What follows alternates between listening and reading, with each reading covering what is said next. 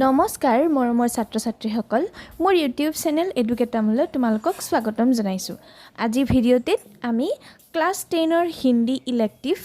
আলোক ভাগটোৰ 6 number lesson চিঠিও কি অনৌঠি দুনিয়াৰ প্ৰশ্ন উত্তৰখিনি আলোচনা কৰিম। যদিহে তোমালোকে ভিডিঅ'টো চাই ভাল পোৱা তেতিয়াহ'লে লাইক কৰিবা, কিবা নুবুজা থাকিলে কমেণ্ট বক্সত গৈ কমেণ্ট কৰিবা আৰু লগতে মোৰ চেনেলটো সাবস্ক্ৰাইব কৰিবলৈ নাপাহৰিবা। ভিডিঅ'টি আৰম্ভ কৰোঁ। प्रथम प्रश्न আছে তোমালোকৰ 1 নম্বৰ सही विकल्प का चयन करो। শুদ্ধ উত্তৰটো বাছি উলিয়াব দিছে। মই ইয়াতে বিকল্পকেইটা লিখি থকা নাই, যেটো শুদ্ধ উত্তৰ হয় হেতু লিখিছো। ক নম্বৰ প্ৰশ্নটো আছে पत्र को उर्दू में क्या कहा जाता है। চিঠিক উর্দু ভাষাত কি বুলি কোৱা হয়। आंसरটো হ'ব खत। पत्र को उर्दू में खत कहा जाता है। पत्र को उर्दू में क्या कहा जाता है। पत्र को उर्दू में खत कहा जाता है। नेक्स्ट तो আছে ख নম্বৰ पत्र लेखन है। उत्तरটো হ'ব एक कला। पत्र लिखन की पत्र लिखन এটা কলা হয়। पत्र लेखन है एक कला। नेक्स्ट प्रश्नটো আছে ग নম্বৰ विश्व डाक संघ ने पत्र लेखन की प्रतियोगिता शुरू की। विश्व डाक সংঘই পত্ৰ লিখাৰ বা চিঠি লিখাৰ প্ৰতিযোগিতা আৰম্ভ কৰিছিল কেতিয়া। सन 1972 से 1972 सনৰ পৰা। विश्व डाक संघ ने पत्र लेखन की प्रतियोगिता शुरू की सन 1972 से। विश्व डाक সংঘই পত্ৰ লিখনৰ প্ৰতিযোগিতা আৰম্ভ কৰিছিল 1972 सনৰ পৰা। नेक्स्ट प्रश्न ख নম্বৰ महात्मा गांधी के पास दुनिया भर से तमाम पत्र किस पते पर आते थे। महात्मा गांधीৰ ওচৰলৈ পৃথিৱীৰ পৰা বিভিন্ন চিঠি কি ঠিকনাত আহিছিলে। महात्मा गांधीৰ ওচৰলৈ পৃথিৱীৰ বহুত জাগাৰ পৰা চিঠি আহিছিলে, কোনটো এড্ৰেছত আহিছিলে বা কোনটো ঠিকনাত আহিছিলে। महात्मा गांधी इंडिया। महात्मा गांधी के पास दुनिया भर से तमाम पत्र महात्मा गांधी इंडिया पते पर आते थे। 19 नंबर प्रश्नটো আছে तमाम सरकारी विभागों की तुलना में सबसे ज़्यादा गुडविल किसकी है। जिमान केटा মানে সরকারি বিভাগ আছে তাৰ ভিতৰত সকলোতকৈ ভাল গুডউইল কাৰ হয়, মানে সকলোতকৈ ভাল কোনটো বিভাগ বুলি কৈছে। आंसरটো হ'ব डाक विभाग। तमाम सरकारी विभागों की तुलना में सबसे ज़्यादा गुडविल डाक विभाग की है। संक्षिप्त उत्तर दो। पत्र ऐसा क्या काम कर सकता है जो संसार का आधुनिकतम साधन भी नहीं कर सकता। সংক্ষিপ্ত উত্তৰ দিবলৈ কৈছে। প্ৰশ্নটো সুধিছে যে পত্ৰই বা চিঠিয়ে এনেকুৱা কি কাম কৰিব পাৰে যিটো কাম সংসাৰৰ যিবিলাক আধুনিক মানে সাধন আছে সেইবিলাকে কৰিব নোৱাৰে। যেনে ধৰা মোবাইল বা তোমালোকৰ ফেক্স ইমেইল এইবিলাকে যিবিলাক কাম কৰিব নোৱাৰে পত্ৰই তেনেকুৱা কি কাম কৰিব পাৰে সুধিছে। आंसरটো আমি লিখিব পাৰোঁ पत्र पढ़ते समय हम लिखने वाले व्यक्ति की अनुभूति का महसूस कर सकते हैं। पत्र पढ़ি থকা সময়ত যিখন বা চিঠি পঢ়ি থকা সময়ত যিয়ে চিঠিখন লিখিছে তেওঁ কি ভাৱ তেওঁৰ মনত প্ৰকাশ পাইছে সেয়া আমি পত্ৰৰ দ্বাৰা গম পাওঁ। इससे हमें जो संतोष मिलता है वह संतोष संसार का आधुनिकतम साधन नहीं दे सकता है। और ইয়াৰ দ্বাৰা আমি মনত যি সুখ পাওঁ সন্তোষ পাওঁ সেই সন্তোষ আমাক পৃথিৱীৰ আধুনিকতম যিবিলাক সাধন আছে মাধ্যম আছে সেইবিলাকে দিব নোৱাৰে। पत्र पढ़ते समय हम लिखने वाले व्यक्ति की अनुभूति का महसूस कर सकते हैं। इससे हमें जो संतोष मिलता है वह संतोष संसार का आधुनिकतम साधन नहीं दे सकता है। और সেই সন্তোষ বেলেগ একোৱে দিব নোৱাৰে। नेक्स्ट ख नंबर प्रश्नটো আছে चिट्ठियों की तेजी अन्य किन साधनों के कारण बाधा प्राप्त हुई है। মানে আগতে চিঠি যিমান বেগত গৈছিলে মানুহে যিমান পত্ৰ ব্যৱহাৰ কৰিছিলে কিন্তু আজিকালি মানুহে পত্ৰ ব্যৱহাৰ নকৰে, মানে কম পৰিমাণত কৰে। আগতে যিমান কৰিছিল তাৰ আধাও ব্যৱহাৰ নকৰে। কি কোনবিলাক মাধ্যমৰ কাৰণে বা কিহৰ কাৰণে এই চিঠিৰ যিটো বেগ আছিলে বা চিঠি ইমান ব্যৱহাৰ হৈছিলে সেই ব্যৱহাৰটো এতিয়া কমি আহিছে, কোনবিলাক মাধ্যমৰ কাৰণে বা কোনবিলাক সাধনৰ কাৰণে। चिट्ठियों की तेज़ी telephone mobile email fax internet आदि के कारण बाधा प्राप्त हुई है। কোনবিলাকৰ কাৰণে telephone mobile fax email internet এইবিলাক নতুন আধুনিকতম যিবিলাক সাধন আছে সেইবিলাকৰ কাৰণে চিঠিৰ বেগটো এতিয়া কমি গৈছে বা চিঠিৰ ব্যৱহাৰ কমি গৈছে। चिट्ठियों की तेज़ी telephone mobile email fax internet आदि के कारण बाधा प्राप्त हुई है। এইবিলাকৰ কাৰণে বাধাপ্ৰাপ্ত হৈছে। नेक्स्ट ग नंबर प्रश्नটো আছে पत्र जैसा संतोष फोन या SMS का संदेश क्यों नहीं दे सकता। प्रश्नটোত আছে যে পত্ৰই কিতাপ চিঠিয়ে মানে যিমানখিনি সন্তোষ দিব পাৰে মানুহৰ মনত আনন্দ দিব পাৰে সিমানখিনি সন্তোষ ফোন বা SMS-ৰ যিবিলাক বাৰ্তা আছে সেইবিলাকে কিয় দিব নোৱাৰে पत्रों को सहेज और संजो कर रखा जा सकता है চিঠিক আমি কি কৰিব পাৰোঁ সযতনে সাঁচি থৈ দিব পাৰোঁ लेकिन फ़ोन या SMS के संदेश को सहेज कर नहीं रखा जा सकता কিন্তু ফোন বা SMS-ৰ যিবিলাক বাৰ্তা আছে সেইবিলাক আমি ৰাখি থ'ব নোৱাৰোঁ মোবাইলত থাকিলে মোবাইলটো কেতিয়াবা কি হ'ল মোবাইলৰ পৰা ডিলিট হৈ যাব পাৰে বা মোবাইলটো বেয়া হ'ল সেইবিলাক নোহোৱা হৈ যাব পাৰে কিন্তু যিবিলাক চিঠি আছে সেইবিলাক আমি বছৰলৈ কি কৰি থ'ব পাৰোঁ সাঁচি থ'ব পাৰোঁ इसलिए पत्र जैसा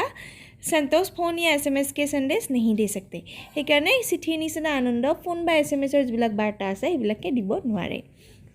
नेक्स्ट प्रश्न तो আছে गांधी जी के पास देश दुनिया से आए पत्रों का जवाब वे किस प्रकार देते थे গান্ধীজীৰ ওচৰলৈ যে মানে বিভিন্ন দেশৰ পৰা যিবিলাক পত্ৰ আহিছিলে সেইবিলাকৰ উত্তৰ তেওঁ কেনেকৈ দিছিলে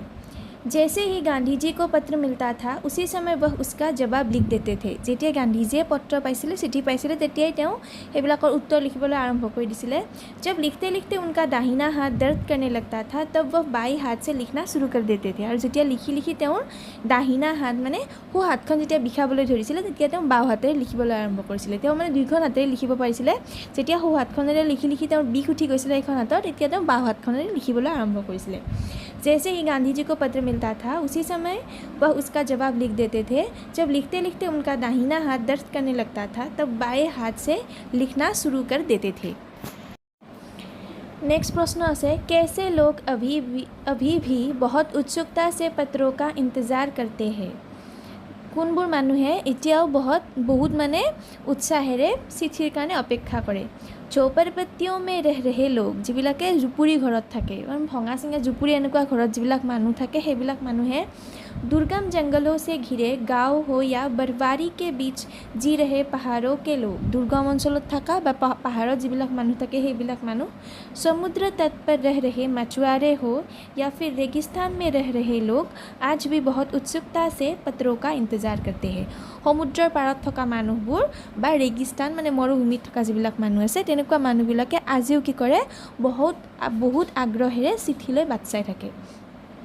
झोपड़पट्टियों में रह रहे लोग दुर्गम जंगलों से घिरे गांव हो या बर्फबारी के बीच जी रहे पहाड़ों के लोग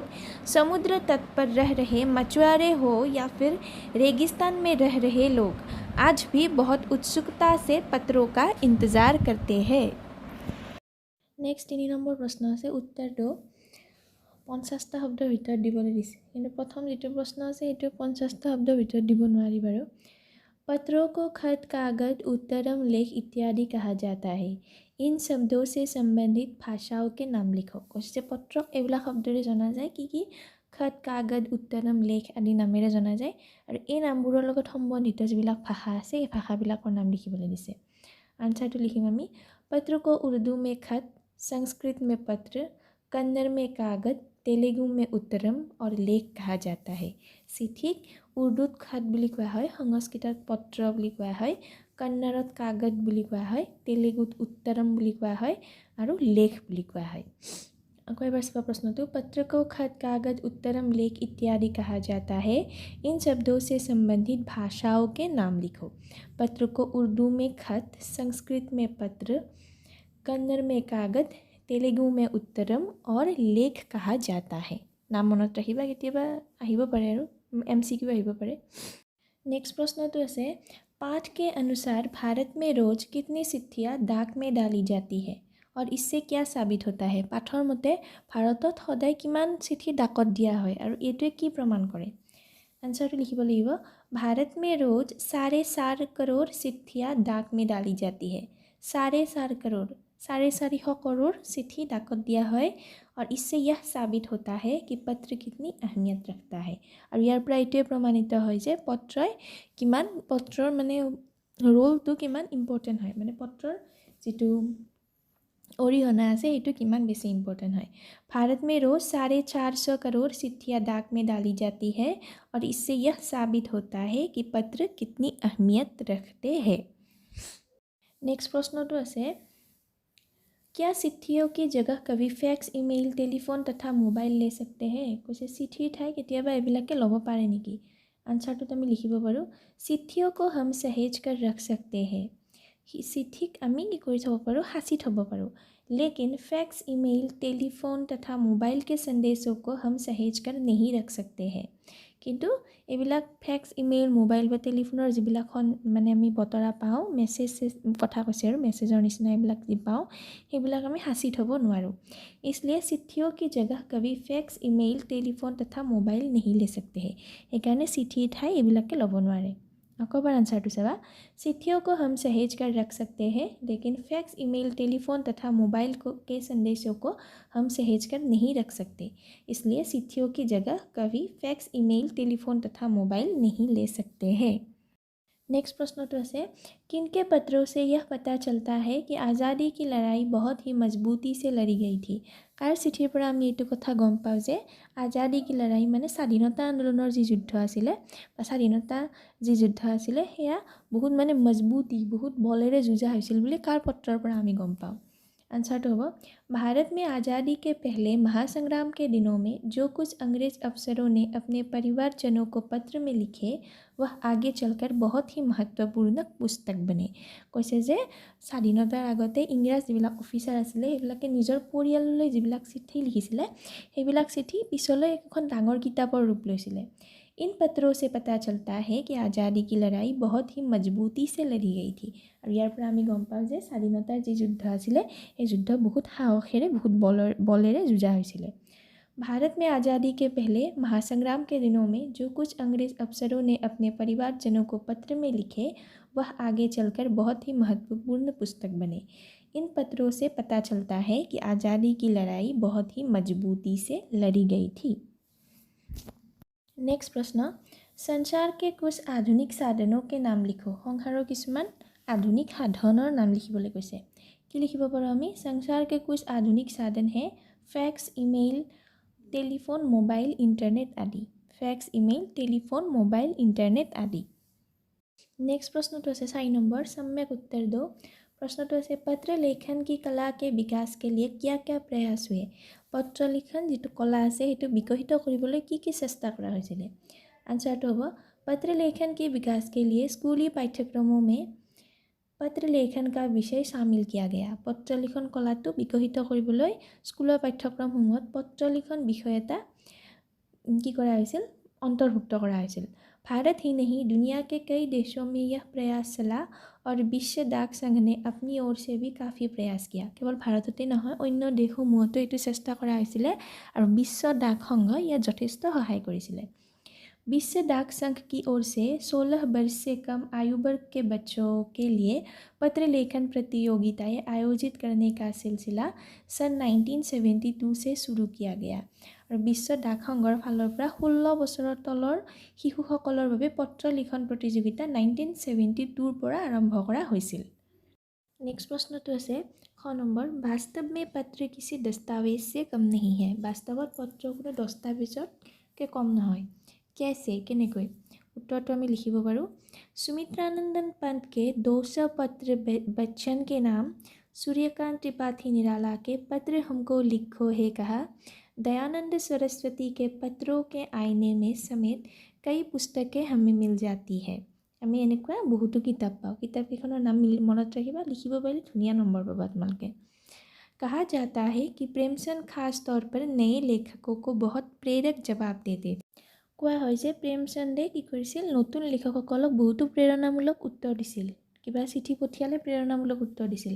इसी प्रकार नेहरू और गांधी जी के लिखे गए रविंद्रनाथ टैगोर के पत्र भी बहुत प्रेरक है সেনেকৈ গান্ধীজী আৰু মহাত্মা গান্ধী লিখা ৰবীন্দ্ৰনাথৰ পত্ৰসমূহ বহুতো প্ৰেৰণামূলক এইখিনি লিখা হোৱাৰ পিছত লিখিবা महात्मा और कवि के नाम से महात्मा गांधी और रविंद्रनाथ टैगोर के बीच सन 1950 से 1941 के बीच पत्राचार का संग्रह प्रकाशित हुआ है जिनमें बहुत से नए तथ्यों और उनकी मनोदशा का लेखा जोखा मिलता है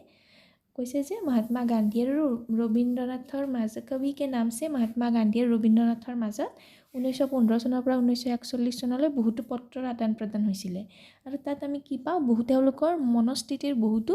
লিখনি আমি তাত পাওঁ अतः कहा जा सकता है कि पत्र किसी दस्तावेज से कम नहीं है। সেইকাৰণে আমি ক'ব পাৰোঁ যে পত্ৰ কোনো দস্তাवेजতকৈ কম নহয়। नेक्स्ट 9 नंबर प्रश्न तो আছে भारतीय डाकघरों की बहुआयामी भूमिका पर आलोकपात करो। भारतीय डाकघৰৰ যিটো বহুআয়ামী মানে বহুমুখী যিটো ভূমিকা আছে সেইটোৰ ওপৰত বৰ্ণনা কৰিব দিছে। কি লিখিব পাৰোঁ আমি?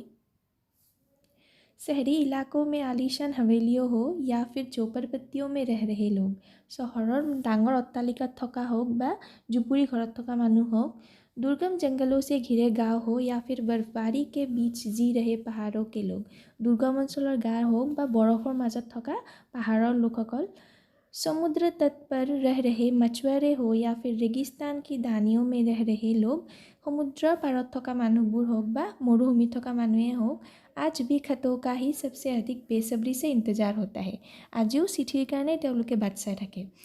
एक दो नहीं करोड़ों लोग खतों और अन्य सेवाओं के लिए रोज डाकघरों के दरवाजे तक पहुँचते हैं। এজন দুজন নহয় কোটিৰ সংখ্যাত মানুহে সদায় মানে ভিন্ন কামত ডাকঘৰলৈ আহে। और इसकी बहुआयामी भूमिका नजर आती है। और ইয়াৰ দ্বাৰা আমি ইয়াৰ যিটো বহুমুখী ভূমিকা আছে সেইটো আমি দেখিবলৈ পাওঁ। মানে এটা ভূমিকা নহয় বহুতকেইটা ভূমিকা আছে সেইটো আমি দেখিবলৈ পাওঁ। চাই ল'বা। আজিলৈ ভিডিঅ'টো এইখিনিয়ে। যদিহে তোমালোকে ভিডিঅ'টো চাই ভাল পাইছা তেতিয়াহ'লে লাইক কৰিবা, কিবা নুবুজা থাকিলে কমেণ্ট কৰিবা, আৰু লগতে তোমালোকে কোনখন ডিষ্ট্ৰিক্টৰ পৰা ভিডিঅ'টো চাই আছা কমেণ্ট বক্সত কমেণ্ট কৰি জনাবলৈ নাপাহৰিবা। তোমালোকে এনেকৈ জনালে মই ভিডিঅ' বনাবলৈ উৎসাহিত হওঁ যে মই এইখন ডিষ্ট্ৰিক্টৰ পৰা চাইছোঁ, মানে এনেকুৱা ভাল লাগে যে ইমান দূৰৰ পৰাও মানুহে চাই আছে। তো তোমালোকে কমেণ্ট বক্সত সেইটো জনাবলৈ নাপাহৰিবা, আৰু লগতে মোৰ চেনেলটো ছাবস্ক্ৰাইব কৰি দিবা। ধন্যবাদ।